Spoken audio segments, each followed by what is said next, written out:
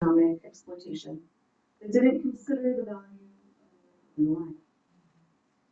For those of us with some privilege, racially and otherwise, vocation is also about aliveness.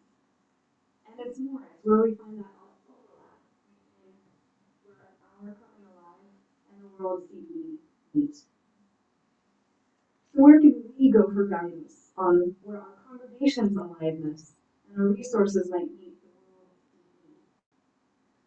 Let's go to our second UU source, the words and deeds of prophetic people, which challenge us to confront powers and structures of evil with justice, compassion, and the transforming power of love. Listen to some UU ancestors who are leaders in the civil rights movement. While Reverend Dr. Martin Luther King is often lifted up now as a single driving personality of that movement, what's often left out is that he was part of an organized group of leaders of prominent civil rights organizations, friends, colleagues, and advisors to the White House who became known as the Big Six, including James Farmer, John Lewis, A. Philip Randolph, Roy Wilkins, and Whitney Young. Historian Drew Dellinger notes that in the months leading up to his assassination, Reverend Dr. Martin Luther King's final focus was on poverty and economic justice. And he was advised in this by his friend and former fraternity brother, Whitney Young. Let's get a photo of Mr. Young here on the screen. Whitney Young was the head of the National Urban League and a Unitarian Universalist. This is him with President Kennedy. His vocation for civil rights was of economic prosperity for people who were black. It wasn't for a moral call to nonviolent protest like King, or for black power like Malcolm X. As a gifted negotiator with a master's in social work and the middle class affective presence, Whitney Young built power behind the scenes. He gained access to middle class jobs for people who were black through his relationships with the leaders of Fortune 500 companies. He developed social programs with 3 U.S. presidents. Young was very effective at working with white people against racism at a time when the nation was deeply divided. In a documentary called The Power Broker, which is on PBS, sort of call out to your public. Yeah. His niece, Bonnie Boswell, shows how Young used these powerful relationships to gain access to employment, education, housing, and healthcare for African Americans and other minorities. His unique approach and position earned him praise, but also scorn from the Black Power movement for being too close to the white establishment. Young's legacy and influence are profound, and they touch most of you in this room. His proposal to President Johnson for a domestic Marshall Plan was intended to offer not just equality to black people, but equity, better schools and hospitals and social workers to restore justice. And his plan started the social programs that we now know as Head Start for pre-kindergarten, Job Corps, and Medicare. Wow. Your ancestor. He said, "I'm not anxious to be the loudest voice or the most popular, but I would like to think that at a crucial moment, I was an effective voice for the voiceless, an effective hope for the hopeless." His experience with Unitarian Universalism was not without hurdles. Some people who were black said he should not be part of UU because it was so white. And he replied that his congregation needed him to help change it.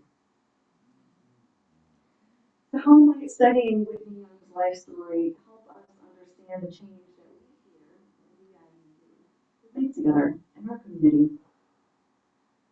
Well, like Young, we have, and we can build on our web of relationships.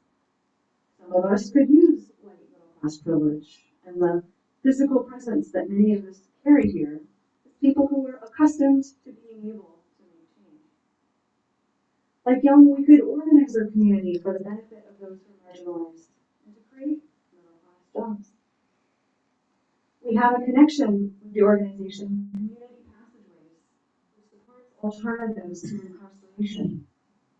And we heard from Angie Dollywall a few weeks ago, who works on reintegration for people coming out of prison. Imagine what a group of organized middle class white people could do to support this work, taking the next steps to create conditions of prosperity. I think it's also helpful for us to learn the history of Catholic workers here in this area. So I'd like to share with you about a group of people from the 1970s and 80s who gathered together. There was a group of community organizers in Seattle called the Gang of Four, or sometimes the Four Amigos. There we go, there's our next photo. So from the top left, there's Larry Gossett, Bob Santos, Roberto Maestas, and Bernie Whitebear. According to PBS, what made them unique was that they weren't just community leaders, they were best friends who knew how to work together efficiently and effectively. Is this starting to sound familiar? Their backgrounds and communities were quite different. Bernie Whitebear founded the Seattle Indian Health Board, which, as many of you know, is opening the inpatient care center on Vashon for people experiencing addiction. According to the Seattle Times, people there will be treated with indigenous knowledge-informed systems of care. Larry Gossett created the Central Area Motivation Program for the Seattle Central District. He went on to public office as a member of the King County Council for many years.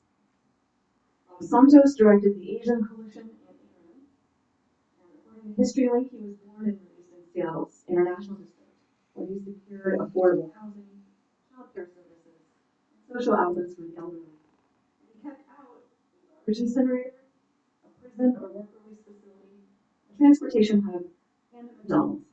Yay. Wow. Vashon, have you ever had to organize against any of these coming to the island? In my hometown, we organized once against Rite Aid. We said Rite Aid wrong town. Roberto Maestas founded and directed El Centro de la Raza in what was an abandoned school building on Beacon Hill in Seattle, which continues to provide services to the Latino and Latina communities. It is now surrounded by affordable apartment housing and a plaza that hosts community events. Yeah. As a side note, I had the honor of meeting Roberto Maestas when I was in college at the University of Washington, and I played violin in a mariachi band Oh. with his daughter. We performed for Cinco de Mayo at El Centro.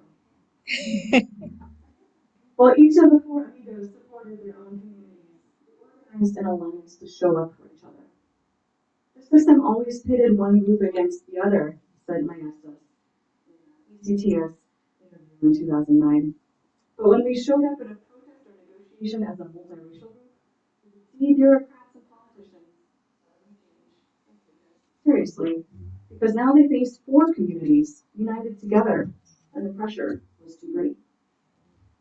So these then are some of our regional community organizing ancestors who have been stewards of this place and people. We were friends who needed each other to transcend racial difference and build an alliance to break down barriers. Together we might say they gathered those boxes and took down those fences. So what can we at the AIU do for these local ancestor stories? For one, stewardship of this place we love is about sharing a vision, about community organizing, building alliances, and very importantly, it's about friendship. As our own ancestor, Mother Parasitis would say, it's about showing up and showing up for each other. So I'm going to be bold here and say that what Vashon needs from our faith community at this time is for us to be a people who show up inside of love. People who have faith that love can heal and restore. And although this is not always true, we will keep choosing to love as if it is.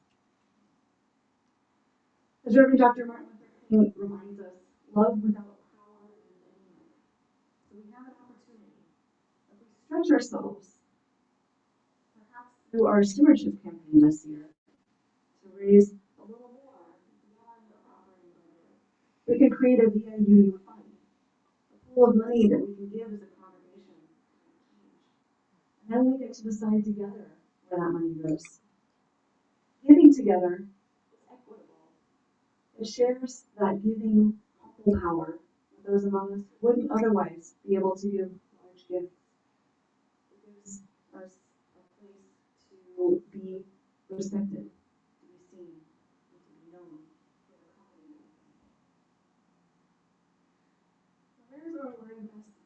As I've been listening to you, I'm hearing a long line for Vashon to be a place where Black and Indigenous and people of color can be at home. I hear aliveness around youth and family well-being.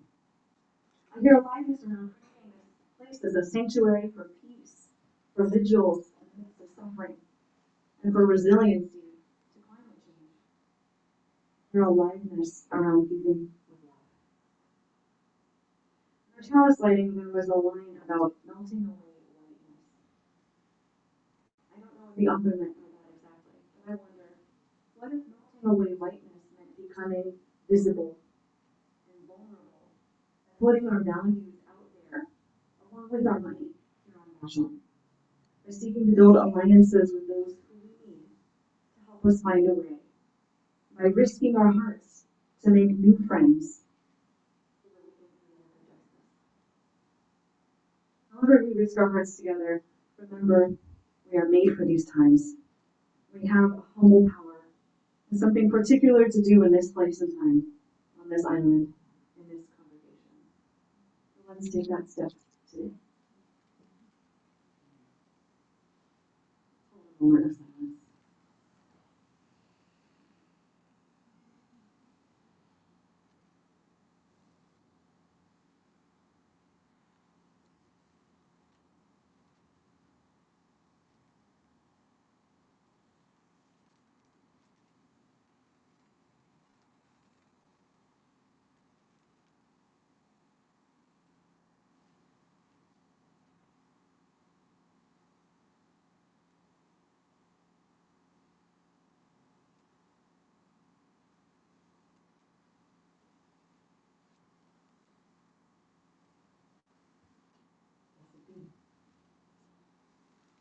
Please rise in body or spirit and join me in singing hymn 168, One More Step, in your great hymn.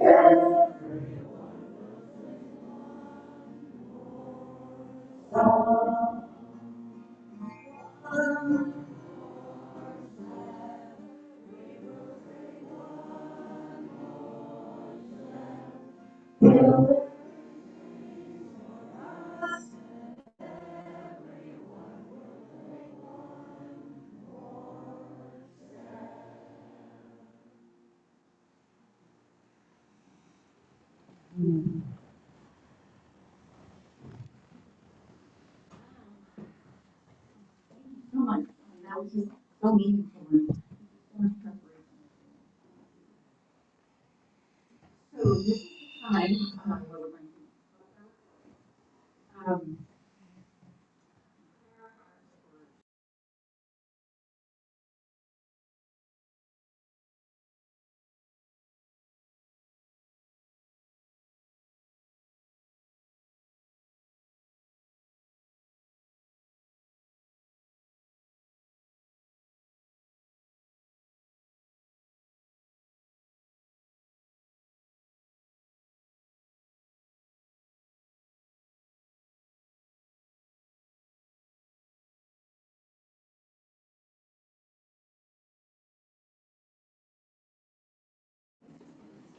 Spirit of life, come unto me. Sing in my heart all the stirrings of compassion. Blow in the wind, rise in the sea. Move in my hand, giving life the shade of justice. Bruise, hold me close, wings set me free. Spirit of life, come to me, come to me.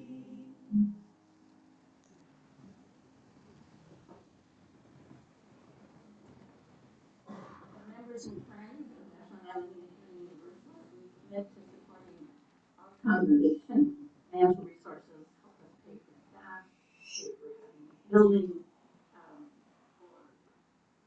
for training programs. We support you guys and you with your pledges and offerings so that we continue to be a part of the community.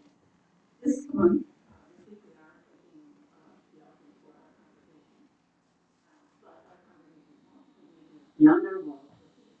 Social economic freedom of belief and protection of our planet and once a month, we do that as a way of expressing our commitment. So we'll pass the baskets. And we will join in singing from You Are Received, which is number 402 in the very hymnal. Victoria is kind of like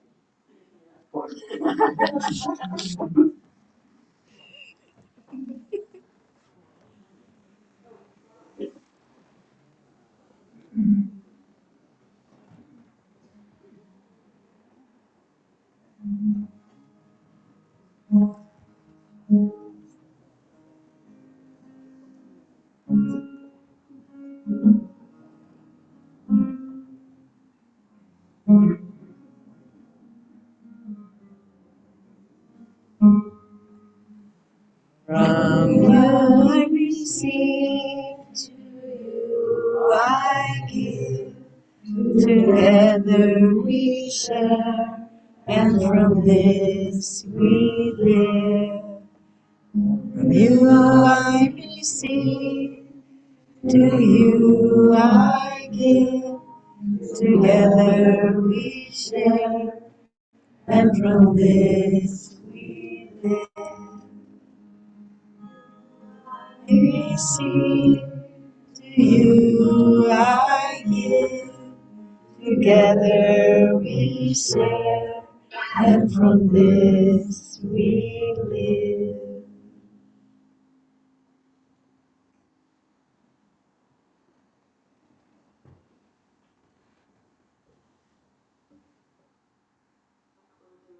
today is by Eleanor West called A Holy and Generous Love. Go with hope, the arc of the universe is long, and we can bend it towards justice. Go in courage, for together we have the strength to confront injustice in our daily lives and in the larger world. Go in love, because a holy and generous love is both the reason and the means by which we transform our lives. Chalice 16. All right, read the ones I have here. We've come to the end of our service and now our call in the world. May we close our time together with the humble reminder that justice and equity are spiritual practices to embrace each day and every day. We are blessed to be the embodiment of what is possible when justice and equity ground us in all that we do. May we go forth with the light and warmth of the chalice in our hearts until we are together again.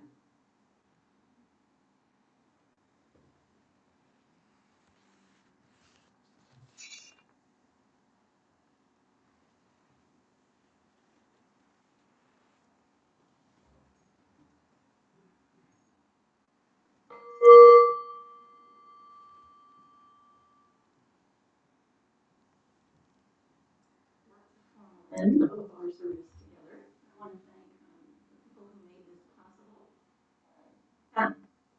Victoria, Alex, Frank, and most of all of you